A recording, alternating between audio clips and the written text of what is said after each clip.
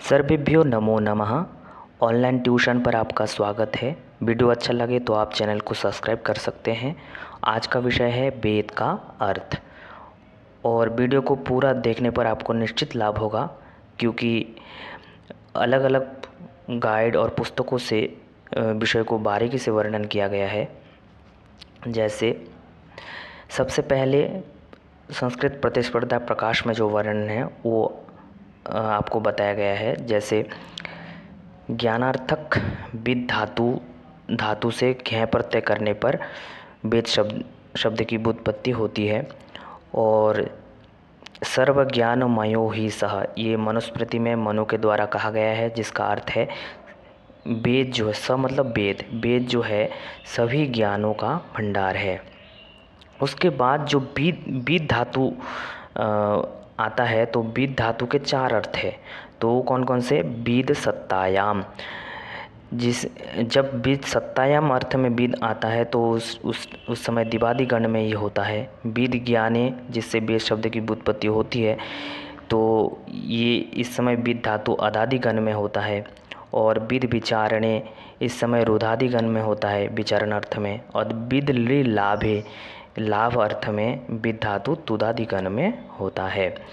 और ये भी इम्पोर्टेंट है जो कि विद सत्तायाम में श्यान प्रत्यय ला करके वेद शब्द की व्युत्पत्ति होती है। और जब ज्ञान अर्थ में लेते हैं तो शप लुक, ये प्रत्यय भी कह सकते हैं, इसको विकरण भी कह सकते हैं। फिर श्नम और शब विकरण। और इसके आगे ऋक् प्रातिशाख्य की व्याख्या में आचार्य विष्णु मित्र ने वेद का अर्थ बोला है या वेद की परिभाषा दी है। जैसे विद्यन्ते जायन्ते लभ्यन्ते एभिर्धर्मादि पुरुषार्था इति वेदाः। तो मतलब धर्मादि पुरुषार्थाः, जिस ग्रंथ के द्वारा जाना जाता है, प्राप्त कर सकते हैं, तो उसी को वेद कहते हैं। इसके आगे जो है आचार्य शायन ने भी वेद की परिभाषा दी है। जैसे इष्ट प्राप्ति अनिष्ट परिहारयोर अलौकिकम उपायम यो ग्रंथो वेदयति स वेदः। ये हमें तैत्तिरीय संहिता के भाष्य में प्राप्त होता है। मतलब है कि इष्ट की प्राप्ति और अनिष्ट का परिहार करने के लिए जो ग्रंथ अलौकिक उपाय बताते हैं उसे वेद कहते हैं। और वेदों के अर्थ में प्रयुक्त कुछ मुख्य शब्द, मतलब वेदों के पर्यायवाची शब्द है श्रुति, निगम, आगम, त्रयी, छंदस, आम्नाय, स्वाध्याय। तो श्रुति क्यों कहते हैं? क्योंकि वेदों का पठन पाठन जो है गुरु शिष्य परंपरा में सुन के होता था, इसीलिए इसको वेदों का दूसरा नाम श्रुति भी है। फिर दूसरा है निगम का अर्थ है अर्थबोधक या सार्थक, मतलब सही अर्थ वाला। तो चूंकि वेद सही अर्थ वाला है और वेद सम्यक अर्थ को देता है, इसलिए वेदों का दूसरा नाम निगम भी है। साथ ही साथ आगम, तो आगम भी वेदों को कहते हैं। और त्रयी नाम से भी वेदों को कहा गया है। कई महाकाव्यों में उसको अर्थशास्त्र में त्रयी जो है, त्रयी मतलब है कि तीन वेदों का सूचक कहा गया है, ऋग, यजुर, साम। और उसके बाद छंदस शब्द भी वेद के लिए प्रयुक्त हुआ है। और ये आचार्य पाणिनि ने किया है कि सूत्र में बहुलम छंदसी। तो इसमें बहुलम छंदसी में छंदस मतलब हुआ वेद में।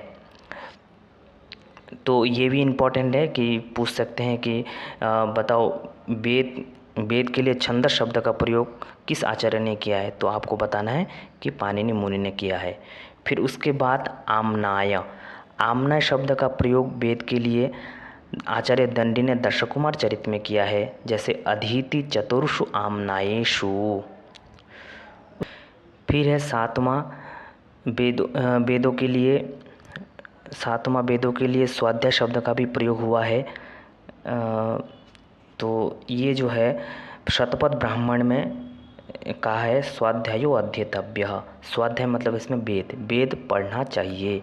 फिर उपनिषदों में भी आता है कि स्वाध्याय प्रवचनाभ्याम न प्रमदितव्यम, मतलब वेद के प्रचार प्रसार में हमको आलस्य नहीं करना चाहिए। तो इस प्रकार से वेद का अर्थ यहाँ स्पष्ट करते हैं और इसके अतिरिक्त भी अलग अलग ग्रंथों से यहाँ पे संकलन किया गया है।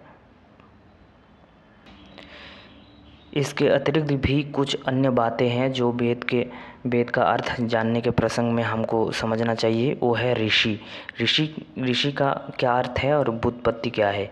तो ऋषति पश्यति इति ऋषि, ये है इसकी व्युत्पत्ति और इसका अर्थ है मंत्र दृष्टा, मंत्र को देखने वाला, अनुभव करने वाला। फिर ऋषि शब्द जो है वो इगुपधात किथ इति औनादिकेन सूत्रेण, मतलब इगुपधात किथ ये सूत्र है, इस सूत्र के द्वारा इनी प्रत्यय होकर निष्पन्न होता है। उसके बाद जो है वेद विषय में प्रमाण है, ये मनुस्मृति में ये प्रत्यक्षेण अनुमित्या वा यस्तु उपायो न विद्यते, ये जो श्लोक है मनुस्मृति में आता है। फिर वेदानाम आविर्भाव परम भगवता यज्ञ पुरुषात् अभवत्, तो यज्ञ पुरुष से वेदों का आविर्भाव हुआ है ऐसा वर्णन भी हमको प्राप्त होता है। तस्मात् यज्ञात् सर्वभूत ऋच सामान्य जज्जीरे, ये ऋग्वेद के पुरुष सूक्त में प्राप्त होता है। अब लास्ट वाला लाइन जिसमें मैंने अंडरलाइन कर रखा है उसमें आप देख सकते हैं क्या लिखा हुआ है कि न्याय वैशेषिकयोः मतेन, न्याय और वैशेषिक के मत में वेदा पौरुषेया नित्याश्च, मतलब न्याय और वैशेषिक के मत में वेद जो है पौरुषेय है। पौरुषेय मतलब पुरुष के द्वारा वेदों की रचना की गई है ऐसा, और नित्य है। लेकिन सांख्य, वेदांत और मीमांसा इन तीनों के मत में अपौरुषेय और नित्य है, मतलब इन तीनों के मत में अपौरुषेय वेद है और केवल न्याय और वैशेषिक के मत में पौरुषेय वेद है। तो ये भी लाइन वेरी वेरी इम्पॉर्टेंट है। इसी के साथ साथ वेदों का महत्व में भी कुछ इम्पॉर्टेंट जानकारियाँ हैं जो हमको पढ़ना है। जैसे वेदो अखिलो धर्म मूलम, ये वाक्य मनुस्मृति में है, ये हमको याद रखना है। साथ ही साथ सर्वज्ञानमयो ही सौ, ये भी मनुस्मृति से। उसी के साथ साथ आप देख सकते हैं कि ब्राह्मणेन निष्कारणो धर्म षडंगो वेदो अध्येश जेयश्च, ये वाक्य महाभाष्य में है। और वेदाभ्यासो ही विप्रस्य तपः परमिहोच्यते, ये वाक्य मनुस्मृति में है, जिसका अर्थ है कि वेदाभ्यास करना ब्राह्मण का परम तप है। फिर सजीवन एव शूद्रतमाशु गच्छति सान्वयः, ये भी मनुस्मृति में है।